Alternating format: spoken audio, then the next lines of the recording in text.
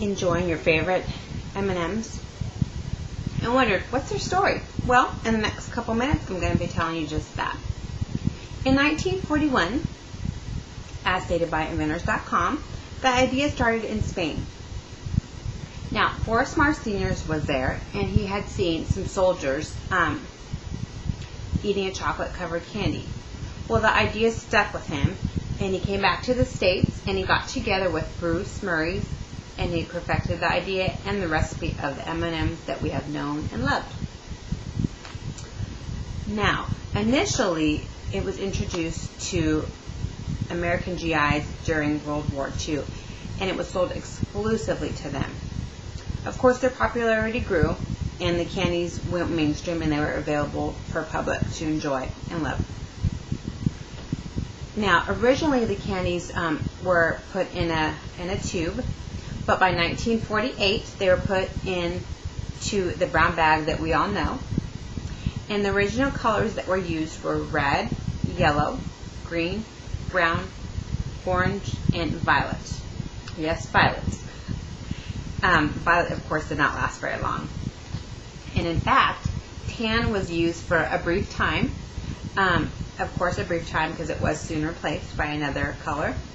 In 1950, the M&M was imprinted with the famous M.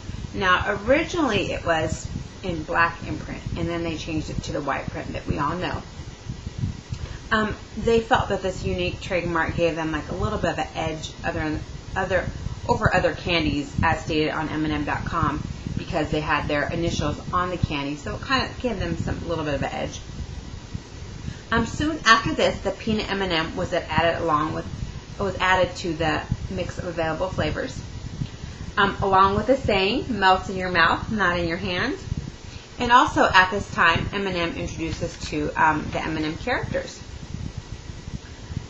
Now, M&M did have a minor setback at this time. The red dye that was used to make the red M&M was thought to be hazardous to health. So, for a brief time, M&M did take the red M&M out of the mix. Of course, it was cleared of all of its wrongdoings and was put back into the bag mix, as we all can see. In 1980, then M&Ms were being introduced internationally, and in 1982, they were put in rockets that were being sent into space, and they've actually been in rockets and done missions ever since. This same year, they were named the official snack of the Olympics, and in 1996, they introduced the colorworks that were the 20 different colors that M&Ms have available at your favorite candy stores. In 1997, the famous green M&M was introduced, and she is the only female M&M that they have, as well as the crispy M&M that was introduced for the available flavors. In 2000, M&M was named the official candy of the millennium. Some of us may not have known that actually M&M in Roman numerals means 2000. So that could have a lot of idea of the reasoning by this, but either way, it's still something neat.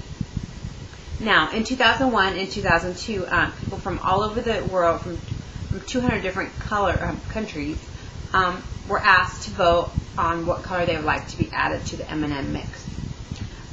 It was a big market strategy, as it's stated by inventors.com, to help their sales, because we had a chance to decide what color we would like to see to our favorite M&Ms. Now, another strategy that was used was the characters. They were used in commercials and print ads. We saw them all over. I think they got quite a bit of Super Bowl commercials. They were put out there, and they were loved. Mars has an official color mix. His color mix is 20% red, yellow, and brown, and 10% green, orange, and blue.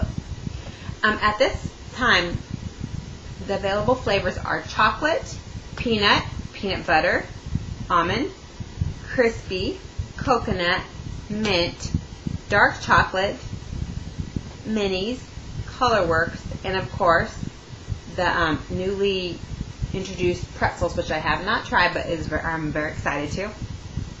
They are made in New Jersey and in Tennessee. They are sold in over 100 countries, and M&M Mars is the largest chocolate candy selling company in the world, and it's also the top selling. So next time you're enjoying your favorite M&M, you could think and know, you know what M&M stands for.